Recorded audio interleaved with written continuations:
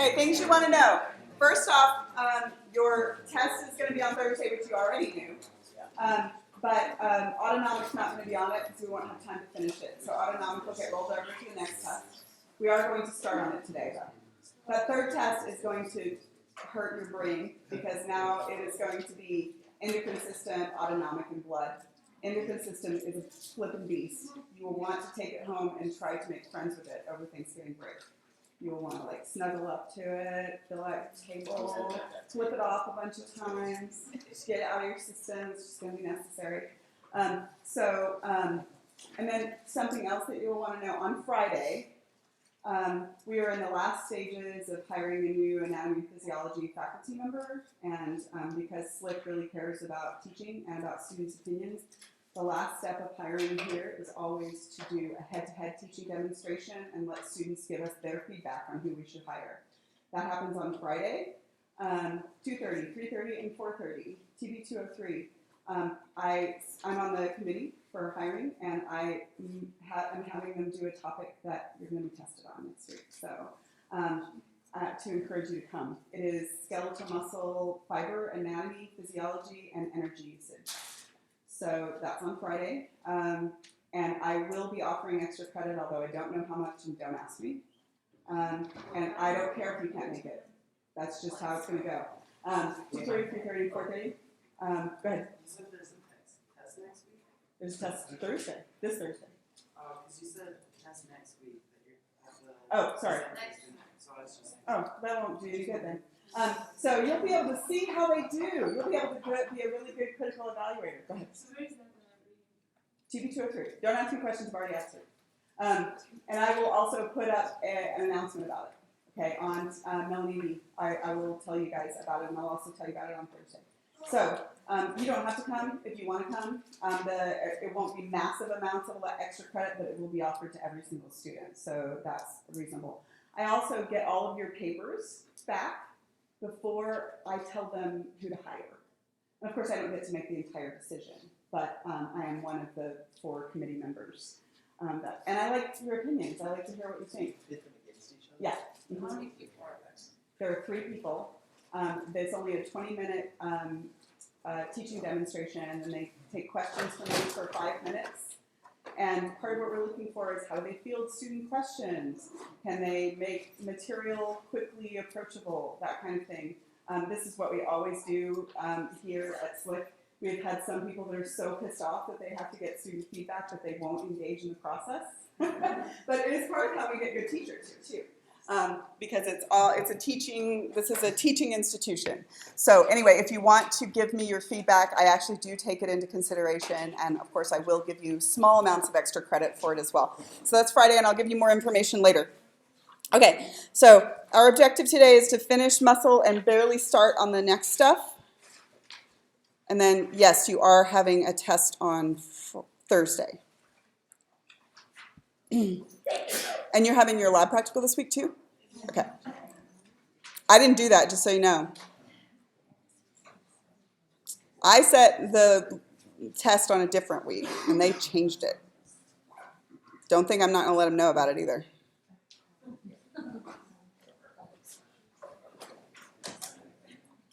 Hi. Okay. Right here. Oh, no, where were we? Creatine, we did that. Oh, my God. Okay. Temporal summation, I think, is where we were, right? Okay. All right, so the things that we are going to address today are, right now, how do you get a single muscle fiber to contract minimally, maximally, or somewhere in between? Because what muscle fibers do not do is they don't maximally contract or zero contract. There's different degrees of contraction in a fiber. And then the question we'll answer after that is, okay, well, how about a whole muscle? How do you get a whole muscle, like the whole biceps brachii, to contract minimally, maximally, or somewhere in between? Okay, so these two are going to directly correlate not only to what you're going to be tested on in your lecture test, but also this was stuff that is on your lab test this week. Okay, so so first thing is how you get a single muscle fiber to contract directly correlates with how you communicate intensity in the nervous system in general. So what do you think that the motor neuron will do to a skeletal muscle fiber to try to get it to contract more forcefully? Stimulate more frequently, right? So that's consistent with basically how the nervous system communicates intensity. So, but basically what we are going to have is if you stimulate a muscle fiber once, you don't get any summation. But what if you stimulate it twice, 3 times over a short time period? Then you can get summation. So I'll show you that. Okay, so here's a single twitch, right? That's a single fiber's response to a single stimulus, right? So now if I stimulate it more frequently, then I can actually end up building up the contraction. What I'm doing here, guys, is I'm actually summing calcium release, right? Because remember, every single time I have a twitch, I had calcium release, which allowed for cross-bridge cycling as long as I had ATP, right? But what if I stimulate and get calcium release and start the contraction, but then don't let all the calcium get pumped back into the SR before I stimulate it again? And I get more calcium release, right? And then stimulate it again and get more calcium release. You can see that what you can end up getting is a high average tension by more frequent stimulation, and that's called temporal summation or TREP. Does that sound familiar to you guys? So it's a frequency stimulation. It's what happens with a single cell. So basically, this will lead to incomplete or unfused tetanus, high sustained level of contraction with a little bit of loss of contraction in between. This is what will happen, for instance, if you need more muscle contraction to pick something up. So if I'm trying to pick something up and I need my muscle fiber to contract more, then I'll just start stimulating it more frequently until I get up to the maximum contraction. Hopefully what I would do is be able to have the tension overcome the load, right, by increasing the stimulation. Does that make sense? And it's directly consistent with everything else you've learned about the nervous system as well. Now, can you get up to a complete tetanic contraction? You can. It doesn't happen on a daily basis. What happens here is you are stimulating so frequently that there's really no relaxation in it at all. This is called complete tetanus or fused tetanus. This is pretty damn painful. It's not generally going to happen unless you electrocute yourself. You can certainly get complete tetanus. Or you have an ion imbalance or a hormone imbalance that's causing an ion imbalance. Now, those of us who have, anybody had Charlie horses in pregnancy but me? Yeah. So pregnancy jacks up all your hormones, not just your reproductive hormones, including the ones that actually regulate your ions. And you can get these massive, like it looks like there's a freaking weasel underneath your skin trying to get out with a Charlie horse. And it's primarily because of an ion imbalance due to a hormone imbalance. And that's tetanic contraction. And how does it feel? Charlie horses. Oh my God, they're incredibly painful. So they yank on the connective tissue really massively.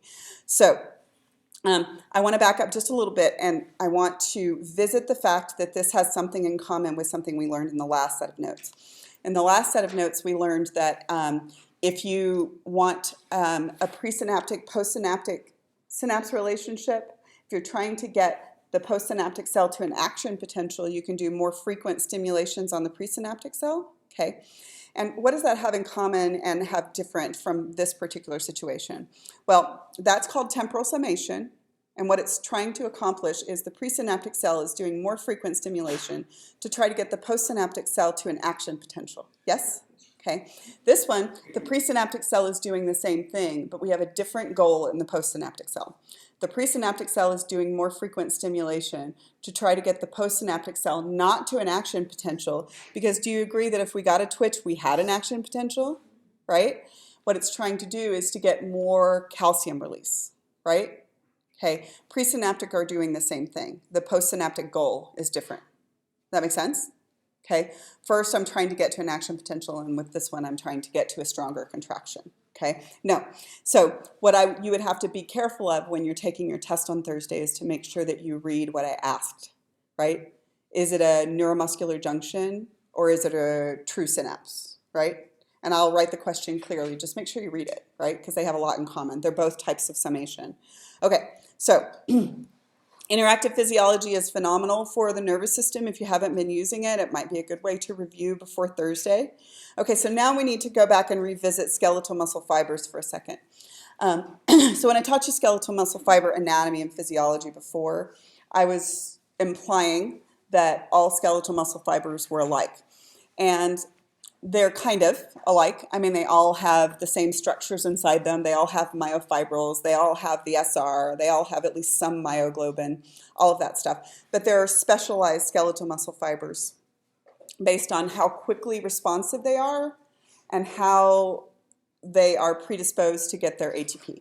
So based on their speed of response and their metabolism. So now let's go back and revisit that concept. So they're all similar, but first thing is, per skeletal muscle fiber, they are either really, really quickly responsive or not quite as quickly. So you have fast twitch versus slow twitch fibers. And what do I mean? I mean, upon stimulation, the fast twitch has about a 4 times as fast rate of cross-bridge cycling.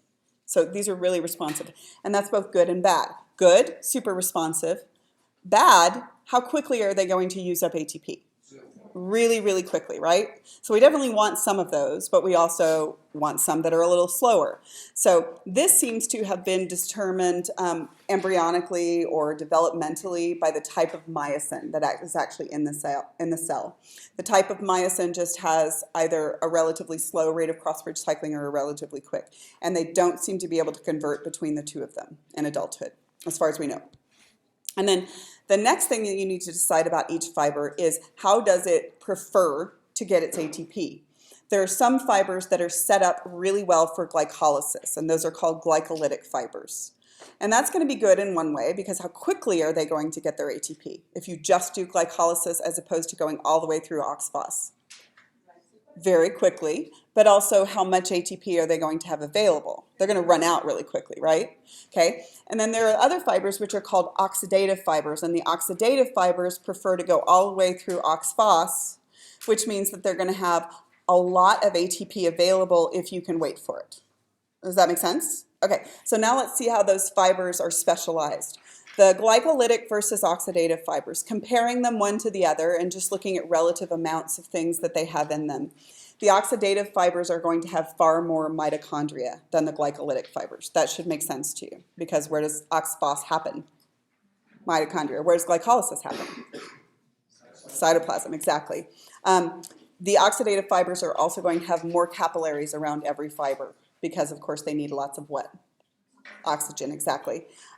They're also going to have lots of myoglobin internally compared to the other ones. And that will do something to both the oxygen availability, because of course myoglobin stores oxygen, but it will also do something to the color. Because what does, when oxygen is bound to myoglobin, what does it do to the color? Yeah, it makes it red, exactly. And so these fibers are usually slightly smaller diameter, and we'll talk about that in just a second, and they're called red muscle fibers. So let's look at a cross-section of muscle.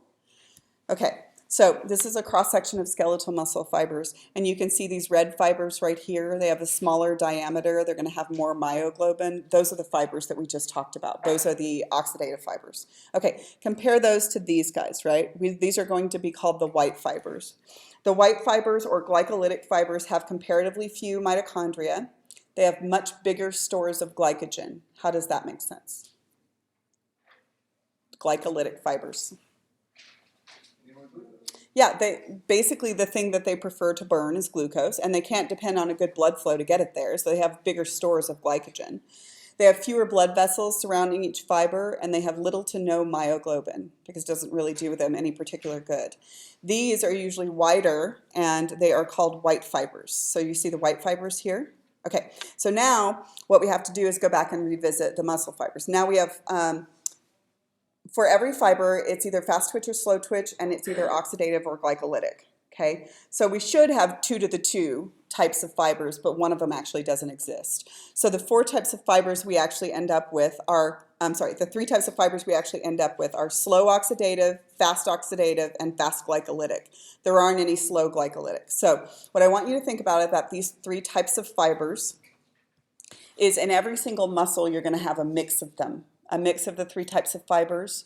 But the mix is not going to have the same proportions in different muscles, because you're going to use different muscles in different ways. So before we get into the proportions and which muscles have which, I'm going to give you a metaphor to think about these. I'm going to say that one of these types of fibers, a good metaphor for it is a sprinter. One of them, a good metaphor, is a jogger. And the third is a marathoner. Okay? So based on how quickly they get off the blocks and how quickly they burn out.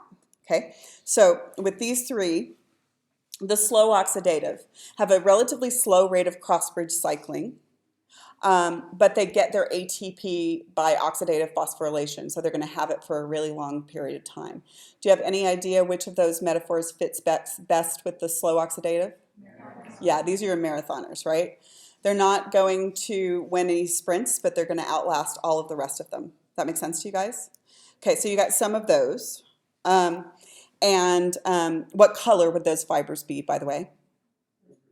Those would be red fibers, exactly. Okay, so the next ones are fast oxidative.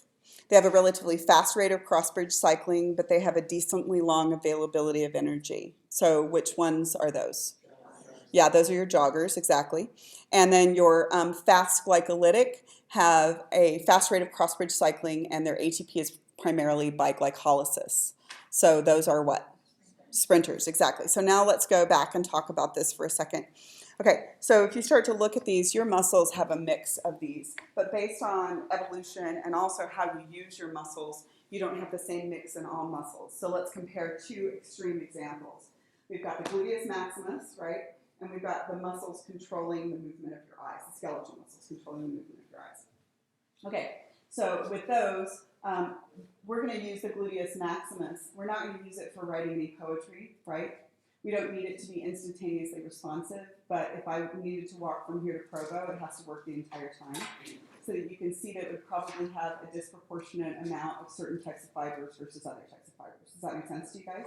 Okay. And then the muscles in your eyes, right? Do we use them for long periods of time, or do we use them for instant activity? Yeah, we use them for quick activity, not for long activity. Does that make sense? So all of your muscles in your body have a mix of these different types of fibers. And based both on evolution and on your behavior, you can have different mixes of the fibers. Now, we don't seem to have any capacity to switch between fast and slow fibers, but how you use your body seems to be able to, at least to some degree, and this is relatively new, only in the last 10 or 15 years that they figured this out, you can switch between oxidative and glycolytic fibers.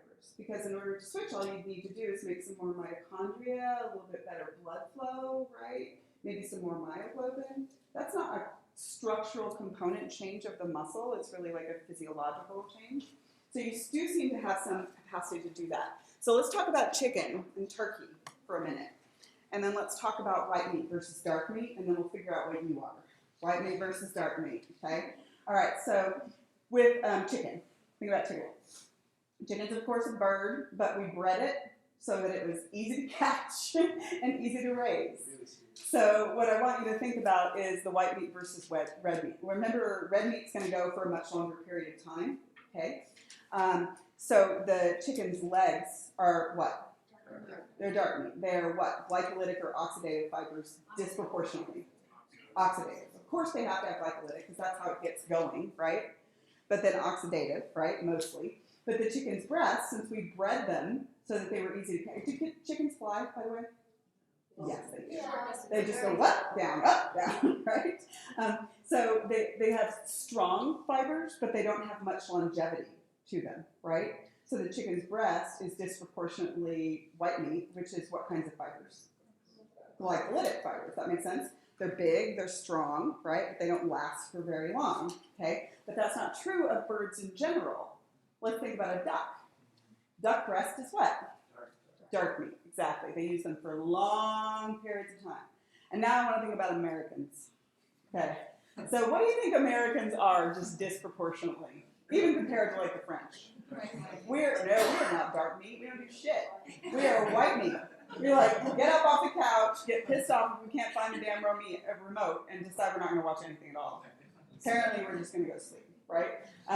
Or you can be like me, and you get really pissed off when you drive 8 blocks to the gym. Honestly, I don't even know what the hell's wrong with me. And you park, but if you have to park at the other end of the parking lot, you're mad, right? So you can go in and walk on a walk simulator or a run simulator. I don't know what the hell is wrong with me.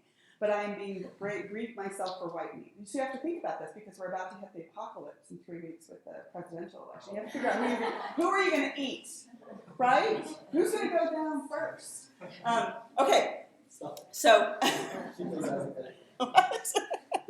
okay, So white meat versus dark meat, and we're generally a mix of both, but with humans, what do you think our legs are compared to our upper body? They're slightly darker, right? We use them for longer periods of time than our upper body. And now I want you to look at this dude. What do you think he is? On steroids. Yeah, that too. That too. White meat or dark meat? No. White meat. He just picks crap up and puts it down real quick, over and over again. That's all he does. That's all he does, right? So you are preferentially training for white meat when you're doing this. So we'll talk about training in just a second and talk about how you get there. And that's implants, because you can't get that when you have steroids going on. Okay, so now let's go back to whole muscle contraction. Go ahead. To a certain degree, that's what I told you, they've just figured out within the last 10 or 15 years. They used to say you couldn't change either one. You couldn't change a single cell from fast twitch to slow twitch, and it seems as if that still holds true with the research that we've done. But it does seem that you can change from oxidative to glycolytic or glycolytic to oxidative, at least to some degree. Now, do you have a predisposition based on your body type, your family type? Right? You probably do. So there are certain people that are just phenomenally set up for cardiovascular exercise or have a lot of white meat muscle mass. And a lot of that's genetic, but it does seem we have a little plasticity in what's going on with our muscles. So you can use them differently and change them. So let's now talk about how you get a whole muscle to contract, and then we'll talk about muscle training. Okay, so we just talked before about how you get a single fiber to contract minimally, maximally, or somewhere in between. And now I want to talk about a whole muscle. So how do you get a whole muscle to contract minimally, maximally, or somewhere in between? Well, it is, of course, what you can do with each muscle fiber, but also how many muscle fibers get involved. So if I am using my biceps brachii to just move my arm, I don't need to use all of the muscle fibers actively contracting. If I'm trying to get it to lift something bigger, I might use a few more. If I try to get it to lift something that's the limit of my capacity, I can use all of them and still not be able to overcome the load. Does that make sense? So let's talk about that next thing. And that next thing, you did it in lab last week. It's called motor unit summation or recruitment. So motor unit summation or recruitment is how many fibers are actually going to be engaged in the process. So now we have to define a motor unit. What a motor unit is one motor neuron plus all of the muscle fibers that it innervates, and they will behave as a unit. Does that make sense? So if you stimulate this one, all of those fibers are going to contract simultaneously with like an asterisk, because it's not exactly simultaneous because there's different axon lengths, right? But they will pretty much behave as a unit, right? So you'll stimulate this and they'll all behave as a unit. Here's a different motor unit. So what we are going to do in order to get a muscle to maybe overcome the load is we will do recruitment or motor unit summation. So what happens, your central nervous system predicts for you subconsciously how many motor units are going to be required to do this activity based on you living in this gravity for your entire life and experiencing the fact that pens usually weigh what pens usually weigh, right? So what happens is my central nervous system assesses this thing and then subconsciously predicts how many motor units are going to be required, and then it's going to recruit what it thinks is necessary. If this thing is made of solid gold, right, I'm going to start to recruit more motor units until I can overcome the load, potentially. Does that make sense? So in this figure, what you're seeing is maybe I'll try the smallest motor unit first, see if that works. If it doesn't work and I get feedback that I actually need more, right, then I'll recruit a larger motor unit or 2 motor units simultaneously. Does that make sense? And you continue to do that until you either overcome the load or figure out that you can't overcome the load.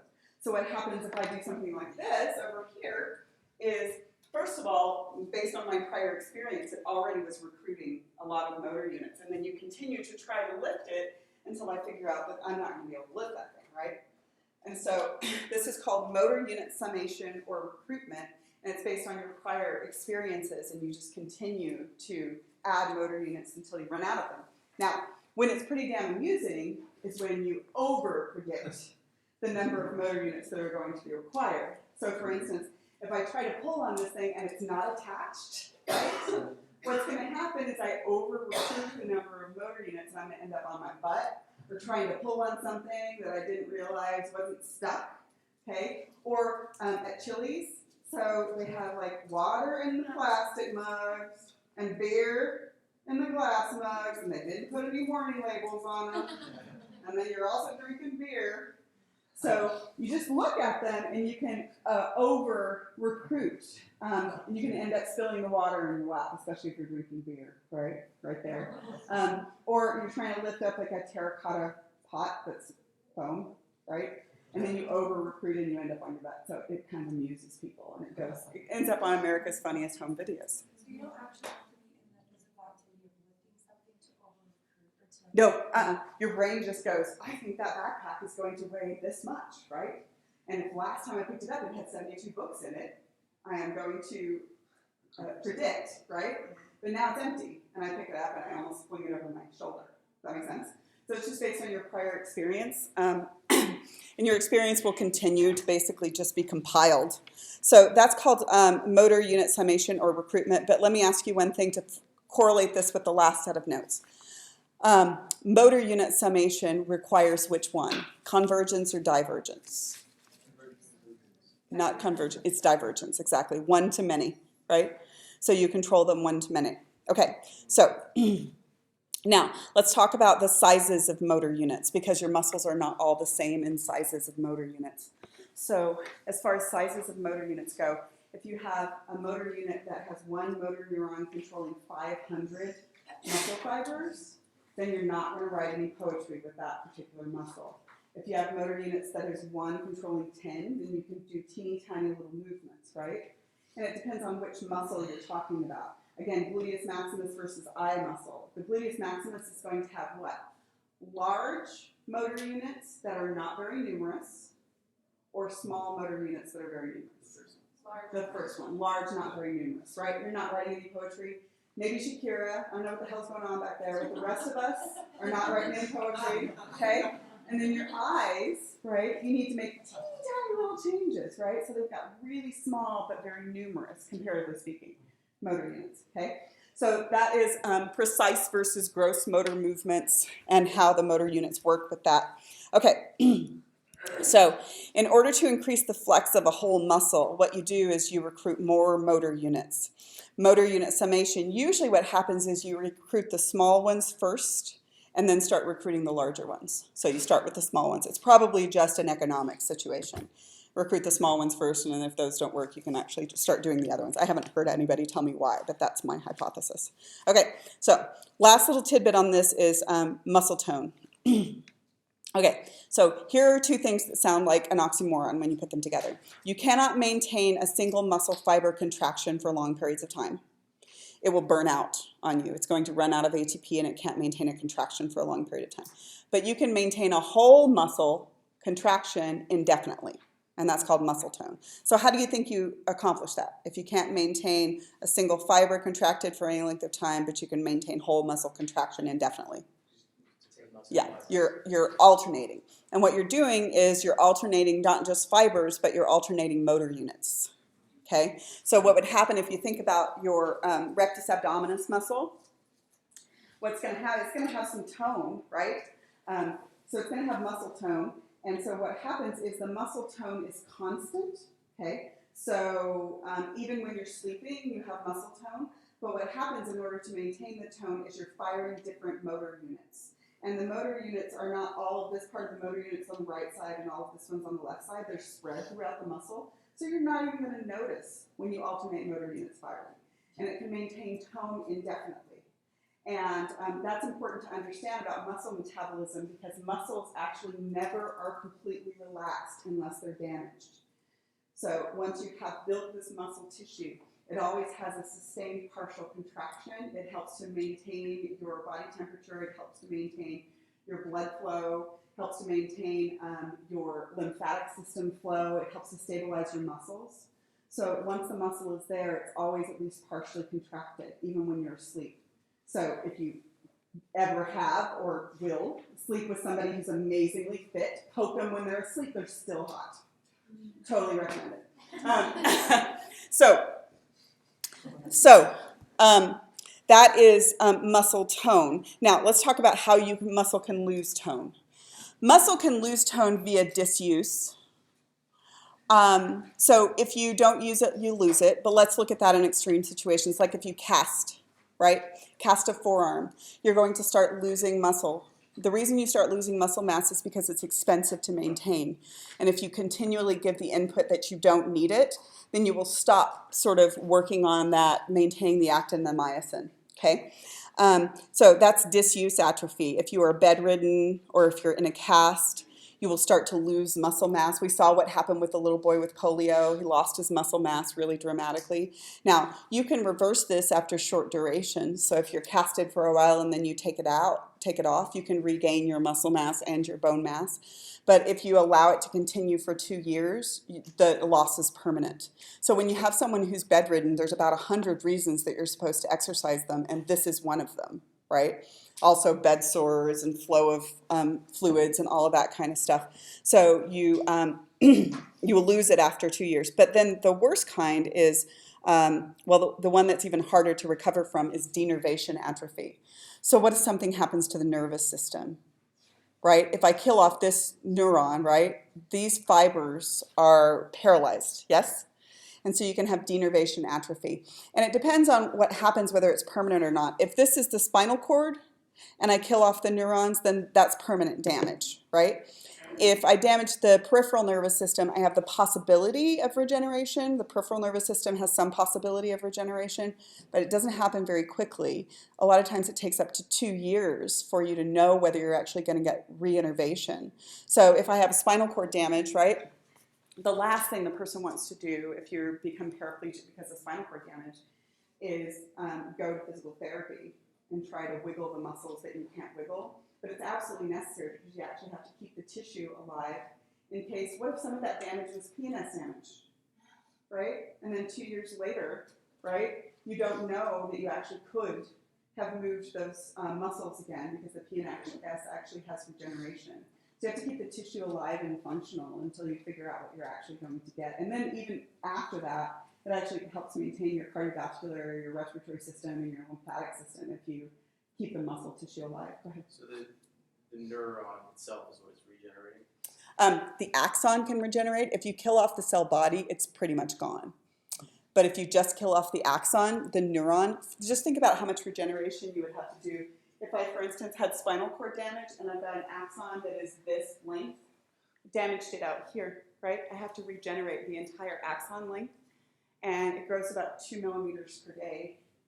So it would take years to figure out whether, even if it was PNS damage, and a lot of times spinal cord injuries do have both CNS and PNS damage, and you don't know which paralysis is related to which. So the PNS has the capacity for regeneration, not the guarantee, but the capacity for regeneration, and you just don't know for a while whether that's going to be it. Neurons are amitotic in adulthood, so if you kill off the neurons, they don't go through cell division. But if I kill off out here, I haven't actually damaged the cell body, right? It's like, right, it has the capacity. Does that make sense to you guys? Okay. Yeah, exactly. Kind of like a lizard growing another tail. I mean, they don't always grow their tails, but you know, you got to give them a little while to see if they're going to, okay? So this is CNS versus PNS damage. So that's denervation atrophy. If you let the muscle go all the way to the point that it's replaced with connective tissue, which is usually starts happening a year and is pretty much gone by 2 years, then you're never actually going to get it back. Why would your system choose to replace the muscle with connective tissue? Because muscle's energetically expensive and you're not using it. So eventually you're just like, this is really, really costly, right? Let's just replace it with something cheaper because you're actually not using it. And after that's occurred, it doesn't seem that we ever get them back because muscle cells are amitotic too. Okay, so now let's talk about what your skeletal muscle does when you exercise it. And this was way easier for me to understand when I figured out a new approach to it. When you are exercising, what you're actually doing with your skeletal muscles is you're communicating with them, and you can communicate different things to them. So when you try to repeatedly 8 times lift something that's almost at the limit of your capacity, right? It's like about 75% your maximum capacity or more, and you keep trying to lift it up, right? And then you like try for 8 times and then you put it down. What you're communicating with your muscles is that you are not quite strong enough for what I require of you. And then what your muscles are going to do is what they should do in that situation. If you rest them and give them plenty of ATP and plenty of amino acids, what they are going to do is make more contractile proteins for you. You're going to get more actin, you're going to get more myosin, right? You are going to get more myofibrils, and that muscle fiber is going to be stronger over time, right? Did you tell it that it didn't have enough longevity for you?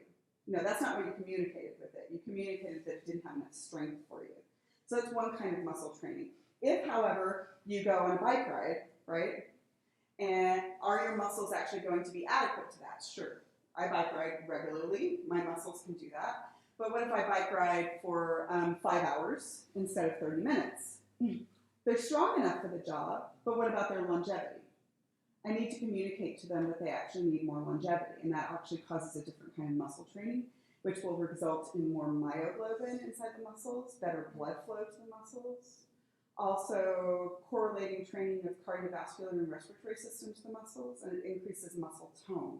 Okay, so let's talk about these two types of training. So one of the things that doesn't happen in muscles, which is pretty damn fascinating, is that you don't really get any appreciable number of new muscle cells after embryonic and fetal development. So you're pretty much born with all of the muscle cells you're ever going to have, which is pretty damn fascinating when you think about this dude again, right? So he has about the same number of muscle cells he had when he was a baby. Part of the reason that you don't get any appreciable number of muscle cells is, remember that they're multinucleated muscle cells, right? Once they become multinucleated, which happens during embryonic and fetal development, they are amitotic. They don't ever go through cell division. It'd be pretty damn hard to correctly divide a multinucleated cell. With the exception of the fact that you have a few muscle stem cells called satellite cells, you don't ever really get any new ones. So what happens is you can get longer muscle cells, and you can get thicker muscle cells, and you can get better blood flow to your muscle cells and better muscle tone, but you still have pretty much all you're going to have. And this you can certainly see, not this, but you can certainly see body types and muscle mass running in families, can't you? Right, there are families that no matter what they do, they're all like incredibly toned. They just have a really good muscle mass, right? And a lot of them end up being athlete families. That's like, you're predisposed to that. So what's going to happen is you can change whether you are preferentially training your white fibers or preferentially training your red fibers and what you're doing with communicating with your muscle cells. So the increase in size of a whole muscle, getting to this point or somewhere in between this and that point, is called a muscle hypertrophy. So in order to make a muscle hypertrophy, what you're going to have to do is a certain type of communication or training. And what you would try to do is something that is very, very high weight for you and low reps. As a matter of fact, if you can do high numbers of reps, like 20, you are not doing high enough weight to actually cause hypertrophy to occur. So what you're going to do is you're going to try to lift something that's 75% of your maximum tension or more, right? And you're going to try for a few times to do that, okay? And then what you're going to do is you are going to rest that muscle group for the next day. If you don't rest it, just so you know, the anabolic reactions that you were going to have, you're using the ATP instead of for those anabolic protein synthesis that you're supposed to do. You're going to be using it for more muscle contraction, and so you actually don't build as much muscle mass if you're trying to hypertrophy and you exercise the same group each day.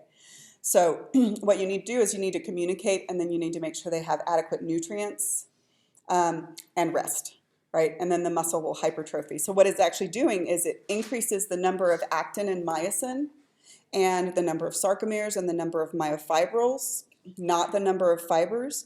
But you are preferentially, with this kind of training which fibers, by the way? Which ones? The white, not the oxidative, the glycolytic ones, right?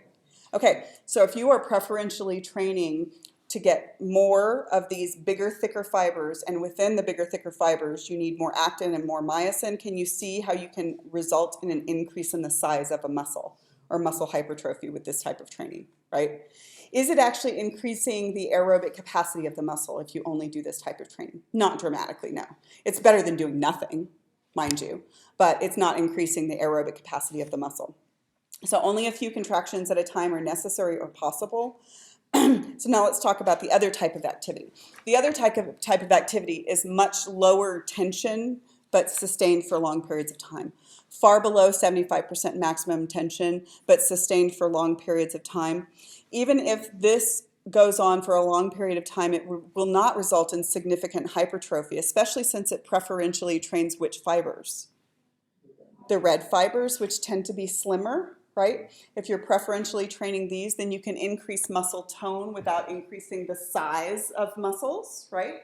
So for instance, if you start biking, and I'm not talking about being a competitive cyclist, eventually they will get a lot of hypertrophy as well.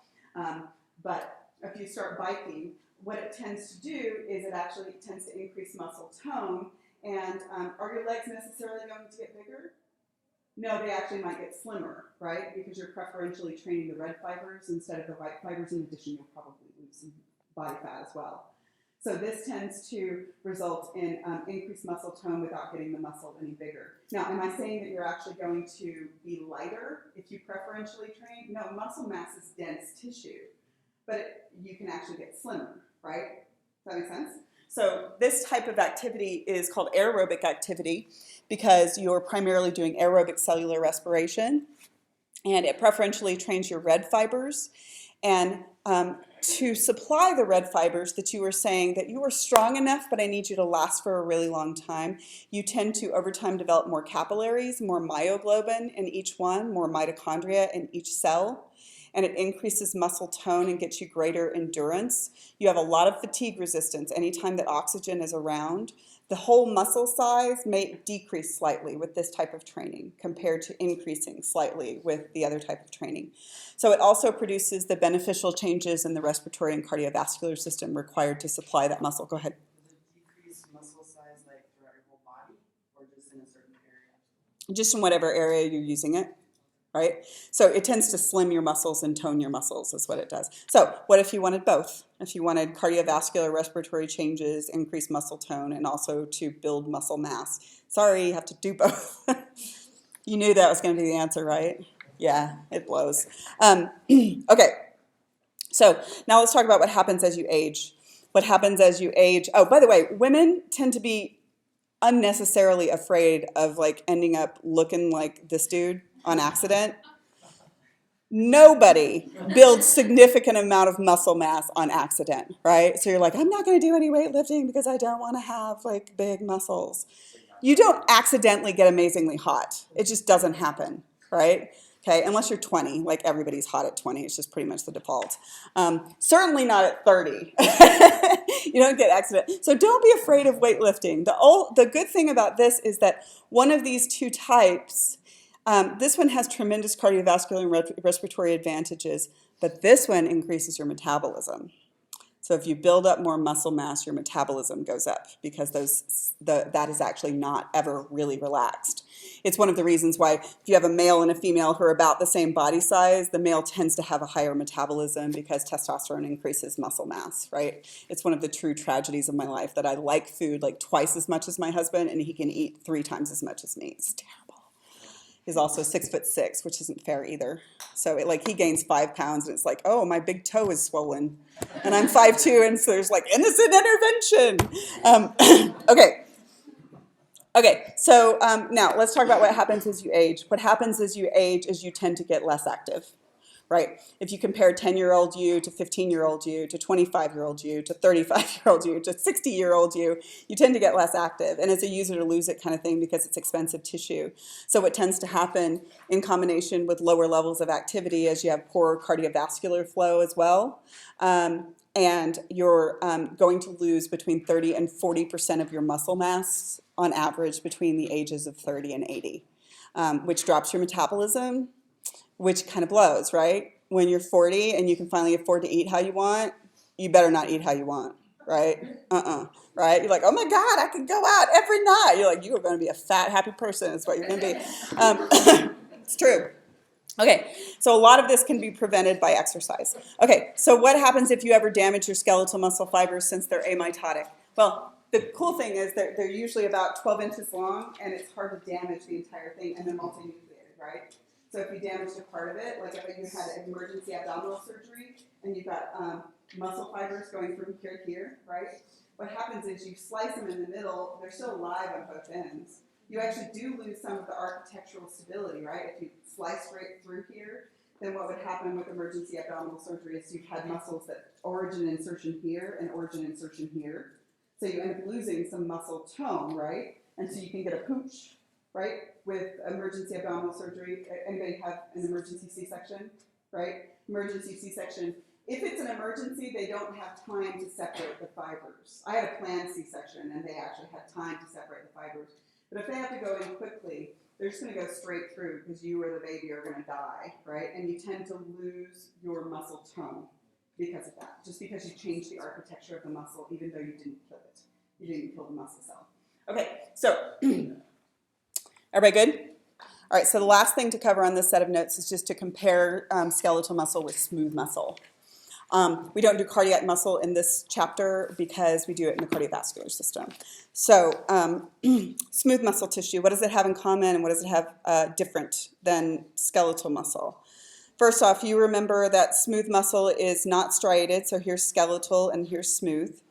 It's under involuntary control. It's controlled by the autonomic nervous system instead of the somatic nervous system. You never can control it voluntarily. The cells do contain actin and myosin, and they have a similar cross-bridge cycle, but since the sarcomeres are not all lined up, you don't see stripes. So the cells are smaller, they're spindle-shaped, and they're uninucleated. Another interesting thing about smooth muscle compared to skeletal muscle is that it retains its capacity for cell division into adulthood. So skeletal muscle fibers don't divide, but smooth muscle fibers can divide. So for instance, with that emergency surgery, you damage the skeletal muscle fiber. As long as you don't kill it, it stays alive, but it changes the architecture. You, of course, damage the smooth muscle in the wall of the uterus, right? But generally, you get most of those cells back, okay? And then the contractions in smooth muscle are much slower. They're slower cross-bridge cycling, but they also have calcium available for a really long time because for every calcium release, the calcium pumps putting it back into the SR are just kind of sluggish. You just like dump it and leave it there for a while. So it's not really fast getting started, but it's also not very fast to turn off, okay? Which also means that the slower rate of cross-bridge cycling means it doesn't use up ATP as quickly. So smooth muscle can maintain that. Other thing is that skeletal muscle, you know, if you're trying to pick up something really heavy, you're not going to start from this position, right? If you're going to try to pick up something from with your biceps brachia, right? Because we know that there's an optimum physics, and when they are really stretched like this, that's not when they have most of their strength, right? So skeletal muscle does not work incredibly well when it's really stretched, but smooth muscle does. So when does your uterus contract the best? When it's stretched to 8 times its original length, because there's a freaking baby in there, right? And you got to get it out. When does your stomach contract the best? Right after Thanksgiving dinner, when it's completely chock full of all of the mashed potatoes you could fit in your face, right? Okay? It's just all about the mashed potatoes for me. It's like waiting. So it contracts well when it's stretched to 2 to 8 times its length. And then the other important thing is that with skeletal muscle under normal physiological conditions, it only contracts when the nervous system tells it to, right?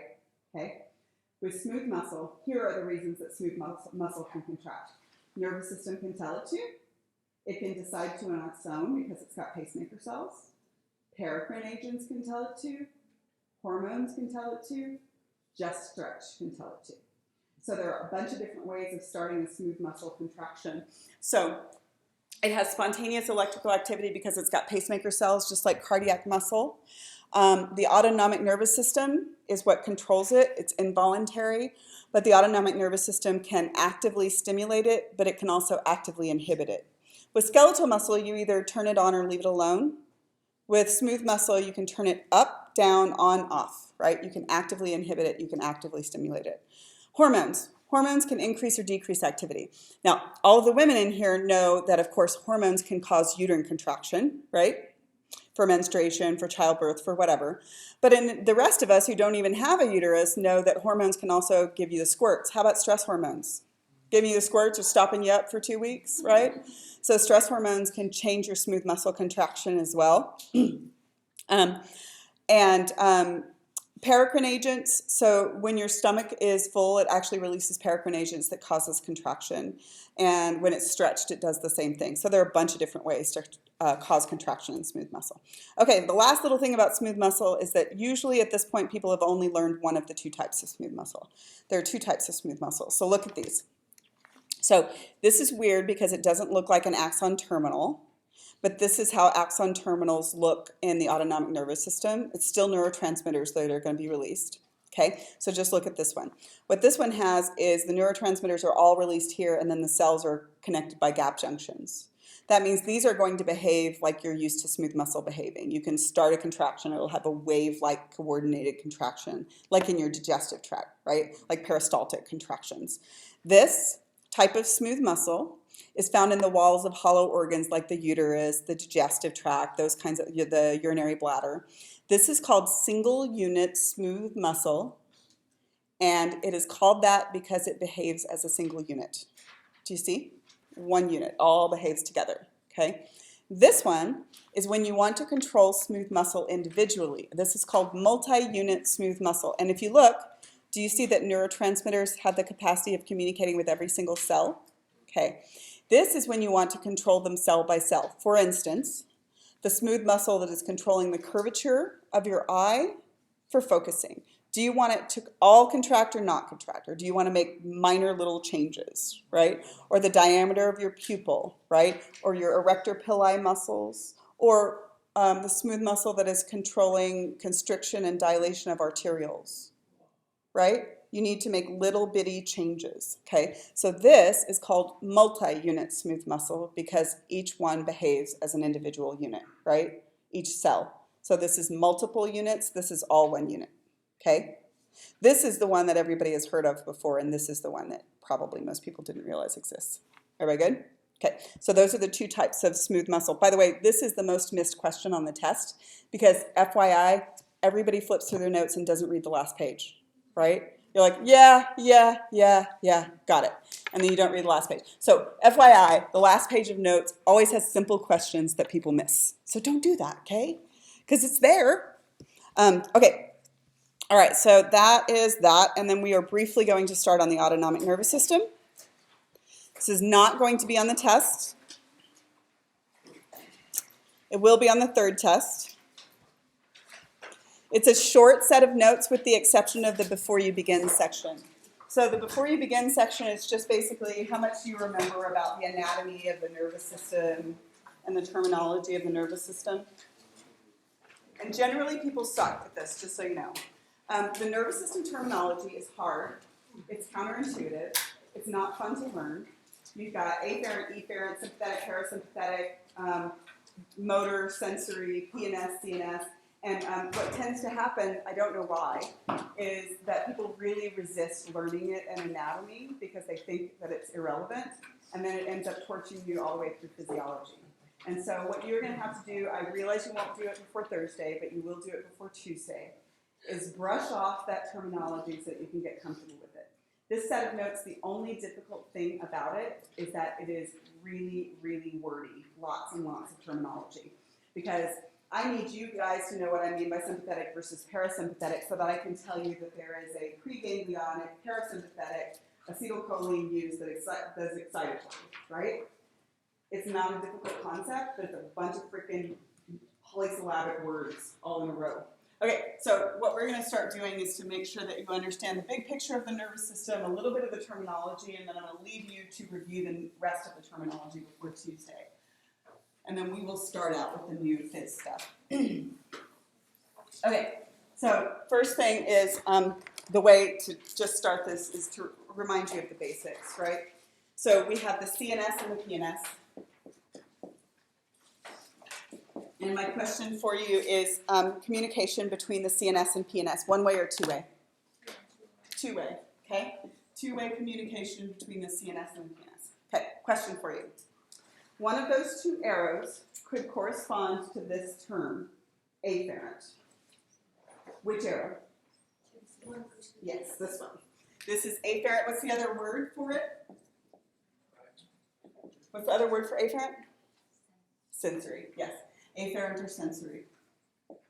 And the other word corresponds to, the other error corresponds to motor or efferents, yes.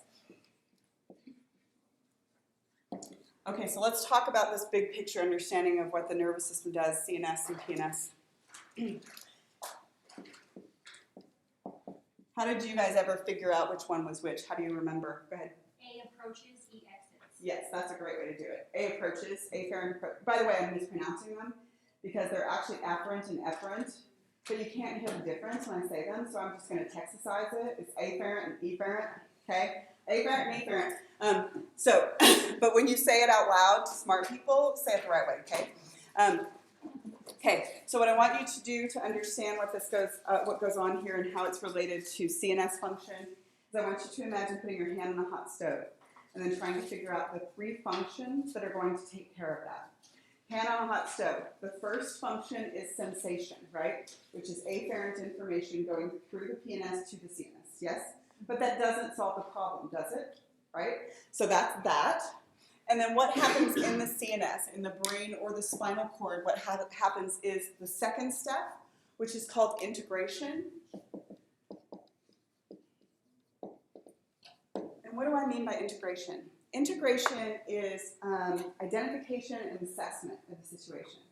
So if hand on a hot stove, the information goes in, then what the brain has to do is say hot, identification. How hot? Too damn hot. So it's assessed the situation and then it's figured out how you need to respond to it, but you still haven't solved the problem, right? You just assessed the problem and figured out how to solve it, right? So the next step is information out, and the information has to go back out the peripheral nervous system, right, and cause contraction in the skeletal muscle to solve it. So there's basically 3 steps with the nervous system. You're doing sensation, integration, and response, okay? Now sometimes the integration is really freaking complicated.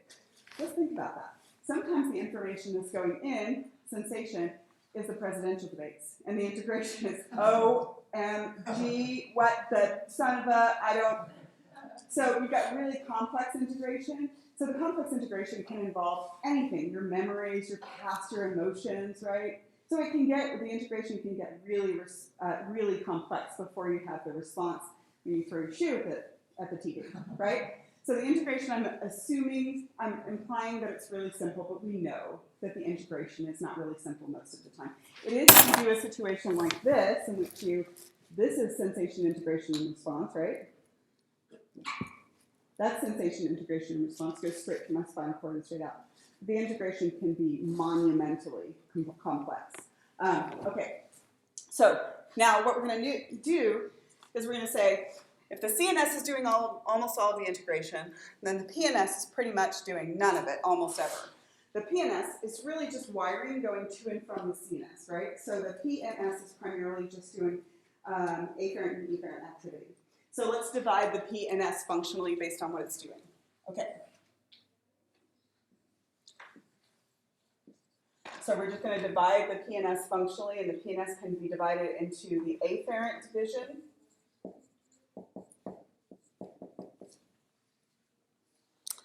And the afferent division is sensory, and what it's doing, guys, is gathering information from sensory receptors, sending it through the peripheral nervous system to the central nervous system.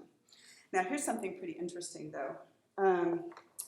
You are gathering tons and tons of sensory information. You're doing it right now. You're gathering information about your own blood pressure, your own pH, your own calcium concentration in your extracellular fluid.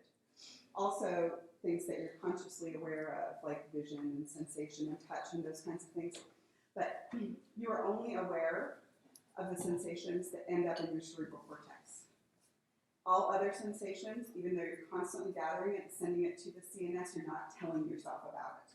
So you're monitoring your own blood pressure right now, but you have no awareness of the fact that you're monitoring your own blood pressure. In order for you to become aware of it, it has to go to that 4 to 6 millimeters of the superficial surface of your brain. Otherwise, you are never made aware. Just constantly gathering the sensory information. Okay, we're not going to concentrate on this part in this set of notes. Where we're going to concentrate is over here, the efferent division. And the efferent division has some further subdivisions. One of them we've been talking about in this entire last set of notes. The efferent division will, if this one always gathers information from sensory receptors, this one always delivers information to effectors. Effectors are things that you can effect a change on. You can effect a change on 4 tissues. Do you know what they are? 4 tissues. What? Skeletal muscle is the only one you can control voluntarily. And then, involuntarily, you can control the other 3. Smooth, cardiac, and, remember? Glands. Glands. You can cause glands to secrete. So the effectors here.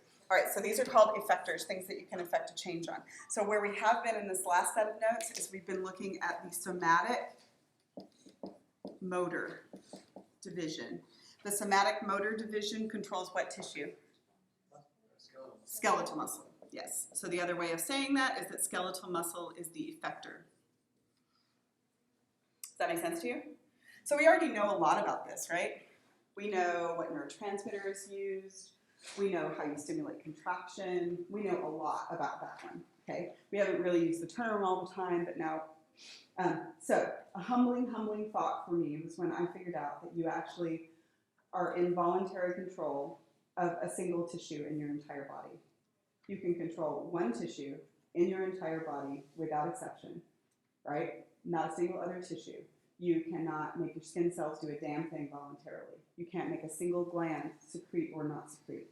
You can't control your cardiac muscle. The only tissue in your entire body that you can ever control voluntarily is your skeletal muscle, which is pretty humbling, right? You're like, oh my God, I feel so out of control. Alrighty, so you can control skeletal muscle, and you can't even control that one all the time, can you? No, right?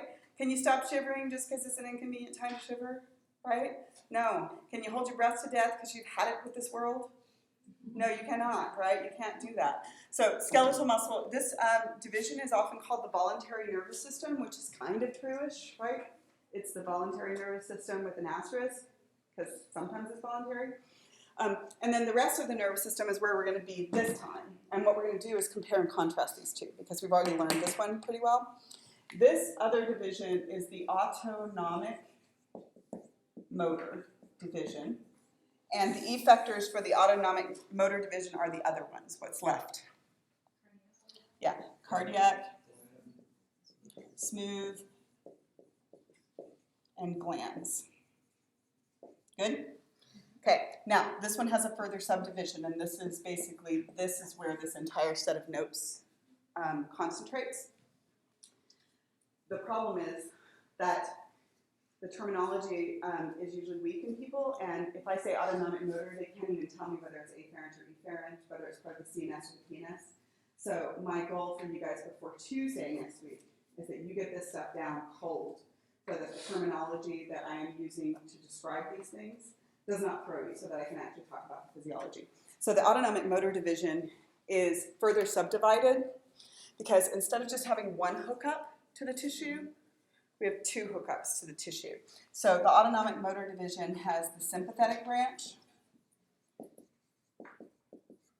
which goes to the tissue, and the parasympathetic, which goes to the same tissue. So I want to just give you an understanding of that before you leave. Okay, so what I'm saying is with skeletal muscle, you just stimulate it or leave it alone, right? Those are your choices. But with cardiac muscle, you actually have 2 sets of wires hooked up to your heart. So you want to picture your heart. So right now, your quiz is over and you don't have your test till next time. So what's happening is these 2 branches, the sympathetic is very often referred to as the fight or flight division. And the parasympathetic is very often referred to as the feed or breathe division.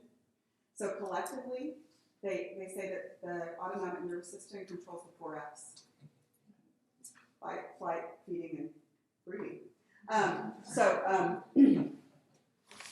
that's what it controls. So what I want you to imagine is what's going on with your heart right now. What's going on with your heart right now? The parasympathetic nervous system is actively inhibiting your heart from what it could be doing, right? It's actively slowing down your heart. Then what happens when a tiger walks in the room? The parasympathetic nervous system says, I'm out, and the sympathetic nervous system says, I got this. They're going to the same tissue. Basically, imagine them high-fiving each other, and one of them takes over, right? And the sympathetic nervous system will increase the activity of the heart, right, to try to get you away from the tiger. But here's the common misconception that students have, and even teachers sometimes, is that they think that the sympathetic nervous system increases the activity of all of these tissues, and the parasympathetic decreases the activity of all of the tissues. But that doesn't make sense, because I want you to think about the fact that you have finite resources, right? You have a finite amount of oxygen and glucose and nutrients, right? And the tiger walks in, right? Sympathetic and parasympathetic are hooked up to the heart, but they're also hooked up to the smooth muscle in the uterus, okay? And the same thing happens in the smooth muscle in the uterus. The parasympathetic was doing its thing, right? And then the tiger walks in, and the sympathetic says, I've got this. Well, what should the sympathetic do to the smooth muscle of the uterus? Should it inhibit it or activate it? Yeah, it should inhibit it, because you've got finite resources, right? So what happens here is when you get to the point that you're trying to figure out what the sympathetic and the parasympathetic do, the most useful rule that I found for me is resource allocation. Just think about where it would be reasonable to spend your finite resources. So let me ask you another one. How about salivary glands? What do you think that the sympathetic nervous system is going to do to salivary gland secretion? It's going to inhibit salivary gland secretion. Now let me ask you a prediction, so you'll start to get this before we even get into the details of it next time. Okay, smooth muscle is in the walls of blood vessels, correct? Okay, so it depends on where you're going. The smooth muscle in the walls of the blood vessels leading to skeletal muscle. Should you dilate those or constrict them? You should dilate them, right? That's relaxation, just so you know. But the smooth muscle in the walls of the blood vessels leading to your guts, what should you do to that one? Constrict it. How the hell can the sympathetic nervous system do two different things with the same tissue, different receptors, right? So different like agents as well. No, it's the same neurotransmitter, different receptors on two different parts of the body. So the sympathetic nervous system will, for instance, it's actually norepinephrine. Sympathetic nervous system will release norepinephrine. The norepinephrine inhibits the skeletal muscle arterioles leading to them, which allows for dilation. The same norepinephrine actually stimulates the skeletal muscle leading to the guts. Okay, so that's the part of the story that we're going to tell next time. Is to try to get you guys to understand the physiology of the autonomic nervous system and to be able to make dependable predictions about what the autonomic nervous system is going to do. What? What was that? He just exploded my head for me. Oh, I did? Oh. You need to make that gesture. You just did it to my head. Oh, I'm sorry. That was messy. So something I'm trying to get some one of the things you forget about every time talking about is like certain parts of the brain